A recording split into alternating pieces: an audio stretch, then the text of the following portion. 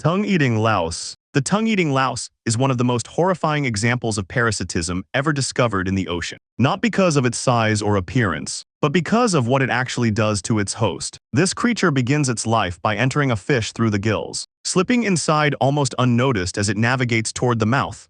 Once there, it clamps down onto the fish's tongue using its sharp, hooked legs and begins feeding on the blood supply that keeps the tongue alive.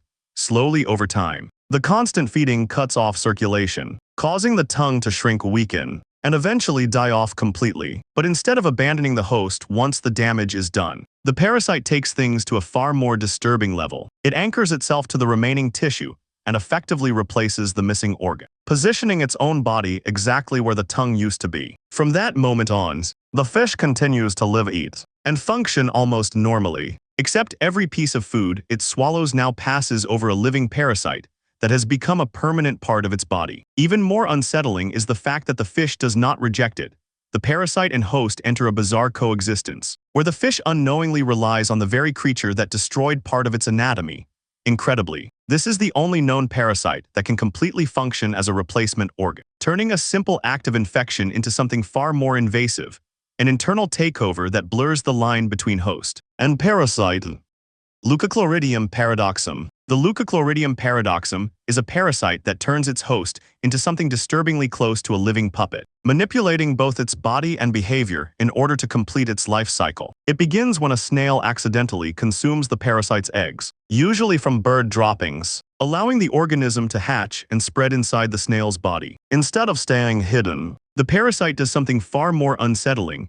It travels into the snail's eye stalks, where it begins to grow into swollen, pulsating sacs that resemble brightly colored caterpillars. These sacs don't just sit there, they visibly throb and move, creating an illusion that attracts predators from a distance. At the same time, the parasite alters the snail's instincts, forcing it to leave the safety of dark, sheltered areas and move out into open, exposed spaces where it becomes an easy target. This is exactly what the parasite wants. When a bird spots the moving, colorful caterpillar and pecks at it, it consumes the parasite along with part of the snail's eye, allowing the organism to enter its final host. Inside the bird, the parasite reproduces and releases eggs back into the environment through droppings, ready to infect another unsuspecting snail. What makes this process so chilling is the level of control involved.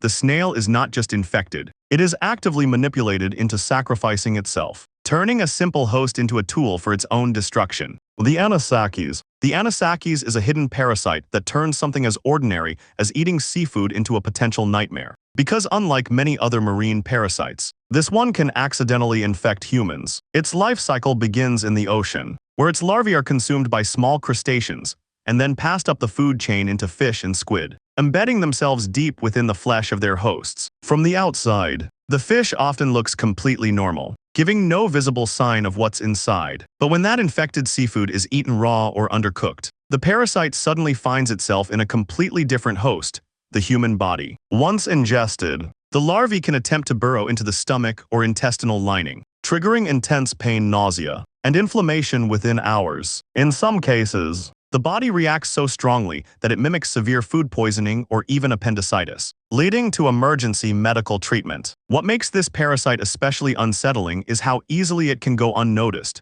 It can be present in a perfectly fresh-looking piece of fish, silently waiting until the moment it is consumed. While humans are not its intended final host, and the parasite cannot complete its life cycle inside us, the damage it causes during its brief invasion can be severe enough to require endoscopic removal. It's a stark reminder that in the ocean, even something as simple as a meal can carry an invisible risk, turning a common dining experience into an encounter with a living parasite. The Sacculina. The Sacculina is one of the most disturbing parasites in the ocean, not because it kills its host quickly, but because it completely takes over its body and behavior from the inside out. It begins as a microscopic larva drifting through the water until it finds a crab, where it injects itself into the host's body like a living needle, leaving almost no trace of entry. Once inside, it grows into a network of root-like tendrils that spread throughout the crab's organs, absorbing nutrients and slowly replacing the crab's internal systems.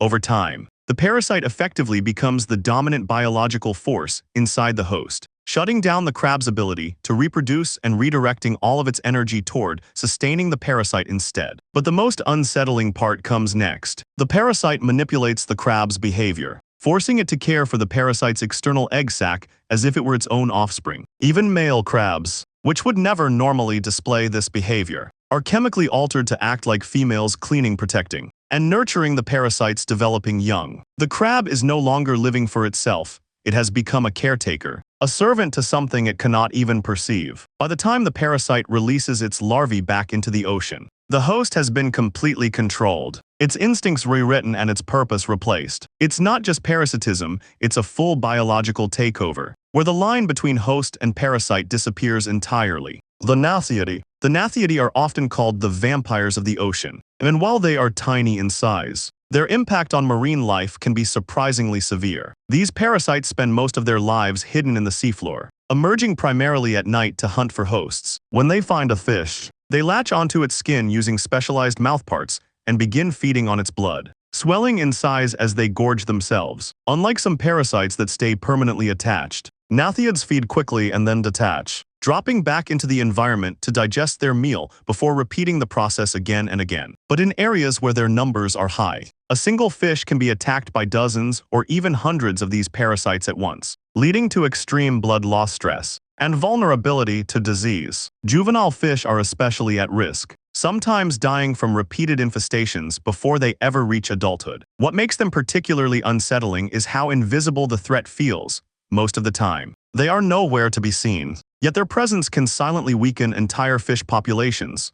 In a way, they function like microscopic predators, striking quickly, disappearing just as fast, and leaving behind damage that accumulates over time. The Myxozoa. The Myxozoa represent one of the strangest and most extreme forms of parasitism in the ocean, pushing the idea of simple life to its absolute limit. These organisms are so small and reduced that they barely resemble animals at all, lacking complex organs, tissues, or even a clear body structure. Yet they are actually highly specialized parasites related to jellyfish and corals, living entirely inside their hosts. Usually fish, they invade tissues such as muscles, gills, or even the nervous system, where they reproduce and spread without ever being seen by the naked eye. Some species cause severe diseases that deform the host's body, weaken its ability to swim, or disrupt essential biological functions, sometimes leading to large-scale die-offs in fish populations. Because of their microscopic size, infections can go unnoticed until the damage is already widespread, making them a serious concern not just in the wild,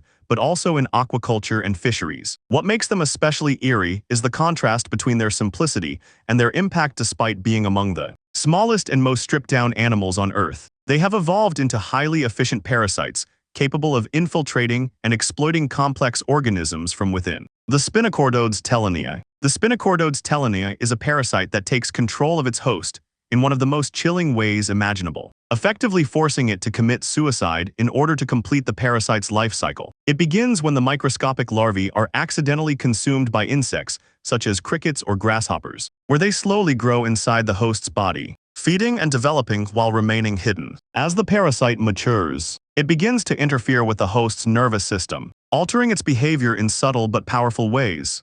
Eventually, the infected insect, which would normally avoid water at all costs, is compelled to seek it out, moving toward ponds, rivers, or any nearby source of water as if driven by an invisible force. Once it reaches the edge, the insect does something completely unnatural. It jumps in. At that moment, the parasite bursts out of the host's body and enters the water, leaving the insect to drown or die shortly after. This level of behavioral manipulation is so precise that it appears almost like mind control, turning a living creature into nothing more than a vehicle for the parasite's escape. It's not just survival, it's a calculated takeover of another organism's instincts, ending in a programmed death. The Leucochloridium, often known as the anchor worms, is a parasite that looks deceptively simple on the surface, but hides a far more invasive reality beneath. At first glance, it appears as a thin, thread-like organism protruding from a fish's body, almost like a loose strand attached to the skin. But what you see on the outside is only a small part of it. The parasite embeds its head deep into the fish's flesh, anchoring itself with hook-like structures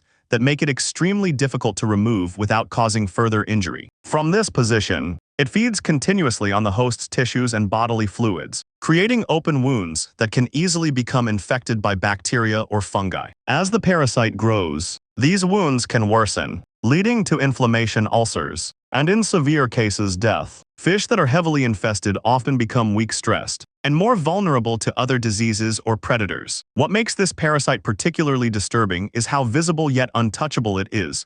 The host carries it in plain sight, a constant reminder of an infection that runs far deeper than it appears. The Cryptocaryon irritans. The Cryptocaryon irritans is a parasite that may look harmless at first glance, but it has the potential to wipe out entire fish populations with alarming speed. It begins as microscopic organisms in the water that attach themselves to a fish's skin and gills, where they burrow beneath the surface and begin feeding on cells and bodily fluids. As they grow, they form the characteristic white spots that appear across the fish's body, giving the disease its common name, marine ick. But those visible spots are only a small part of what's happening. Inside the gills, the parasite interferes with the fish's ability to breathe, causing rapid respiration stress and exhaustion. Infected fish often rub themselves against surfaces in an attempt to dislodge the parasites, further damaging their skin and opening the door to secondary infections. What makes this organism especially dangerous is its life cycle. Once mature, it drops off the host, reproduces in the environment, and releases hundreds of new parasites back into the water, each ready to infect another host. In enclosed environments like aquariums, this cycle can escalate quickly, turning a minor outbreak into a mass die-off within days. It's a silent epidemic, spreading invisibly through the water until it's too late to stop. The Hematodinium. The Hematodinium is an invisible killer that operates from within, targeting crustaceans like crabs and shrimp, and slowly taking over their entire internal system. Unlike parasites that attach externally, this organism invades the host's blood, multiplying rapidly and spreading throughout the body like a living infection. As it proliferates, it disrupts normal physiological functions, weakening the host and altering the texture and composition of its flesh. Infected crabs often appear normal from the outside, showing few obvious signs until the disease has already advanced. But internally, their tissues are being overtaken. The condition it causes, often referred to as bitter crab disease, renders the meat watery, discolored, and unfit for consumption. Eventually, the parasite overwhelms the host completely, leading to its death. What makes Hematodinium particularly unsettling is how undetectable it can be during the early stages. There are no dramatic external symptoms, no visible warning signs, just a slow and total internal collapse. It's a reminder that in the ocean, some of the most dangerous threats are not the ones you can see, but the ones that spread quietly from within. If you want to explore more of the ocean's darkest secrets, don't forget to subscribe, because there are still things out there we haven't even discovered yet.